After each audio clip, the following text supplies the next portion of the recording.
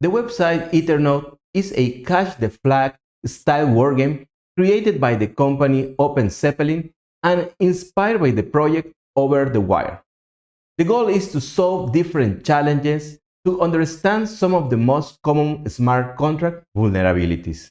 In this website, you can find challenges with different difficulty levels carefully designed by OpenZeppelin, which is a widely respected organization in the blockchain and Ethereum ecosystem.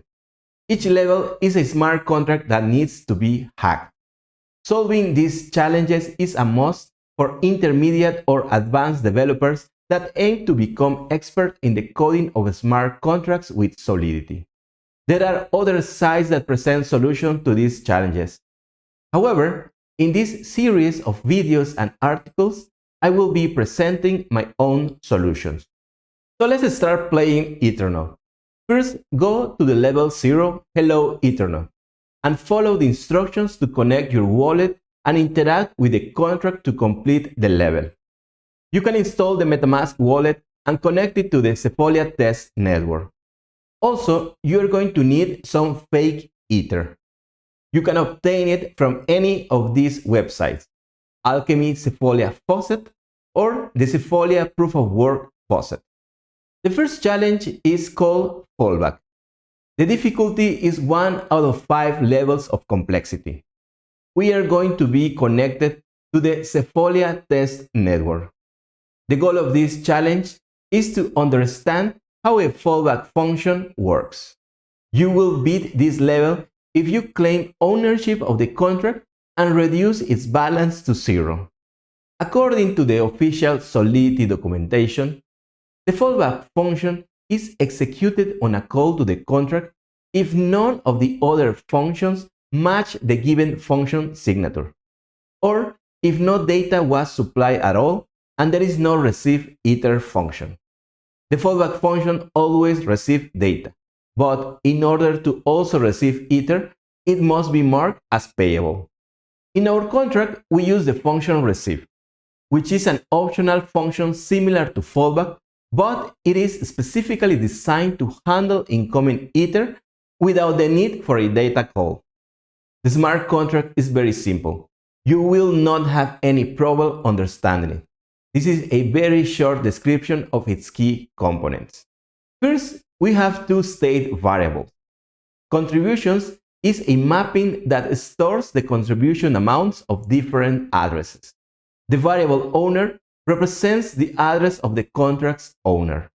Then we have the constructor, which is executed only when the contract is deployed.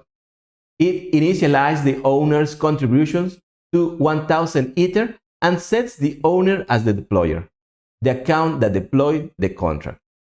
We also have the modifier only owner. This is a custom modifier used to restrict certain functions to only be callable by the owner of the contract. The function contribute allows users to send funds to the contract. Contributions are limited to less than 0.001 ether. If a user's contribution surpasses the current owner's contribution, the user becomes the new owner. The function getContribution returns the contribution amount of the caller. Function withdraw allows the owner to withdraw the contract's balance. This function can only be called by the owner. Finally, the fallback function receive is called when the contract receives ether without a specific function call. It updates the owner to the caller's address if the caller has a positive contribution and the received ether is greater than 0.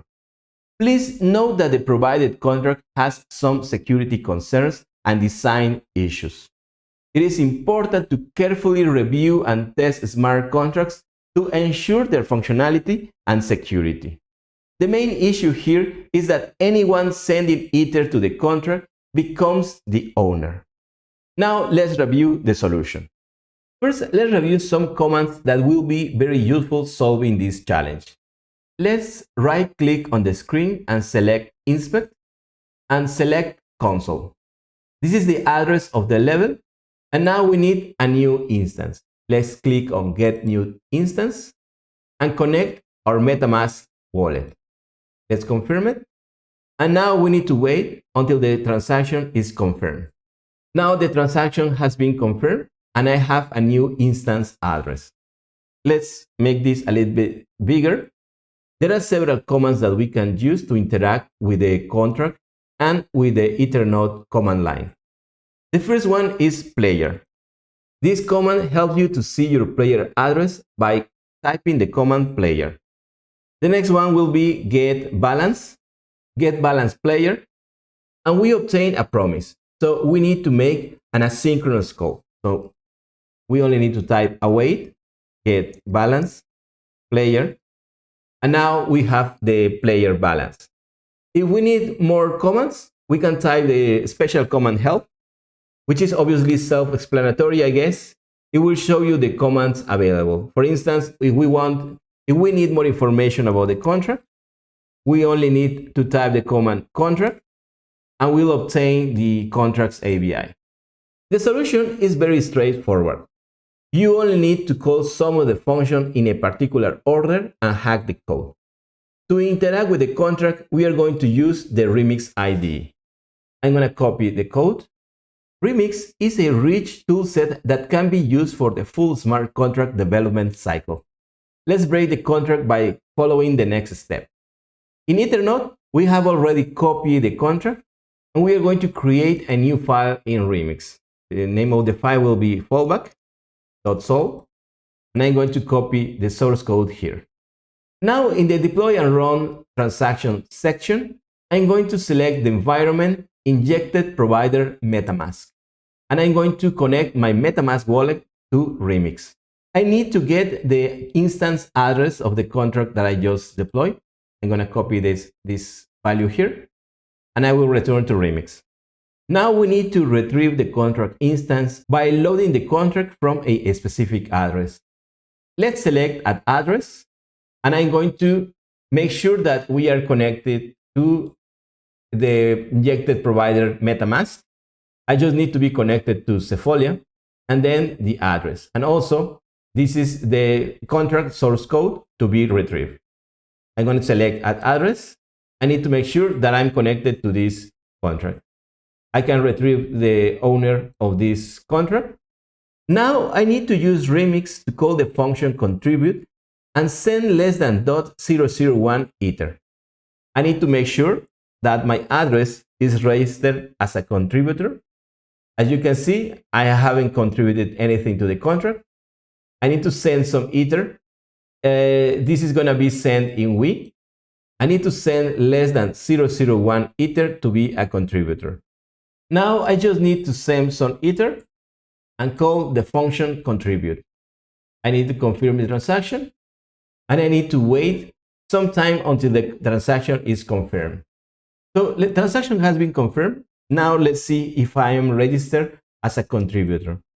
Okay, now finally, we need to send some Ether to the contract using the instance address to break the code. I'm going to copy the address of the contract and I'm going to send some Ether using MetaMask. In my MetaMask wallet, I select send and I'm going to add the contract address.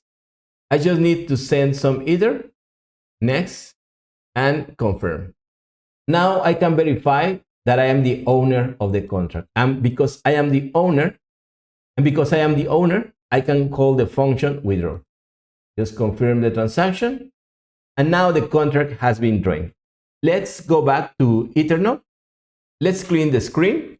And now let's submit the instance.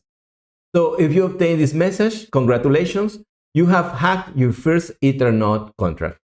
Thank you very much.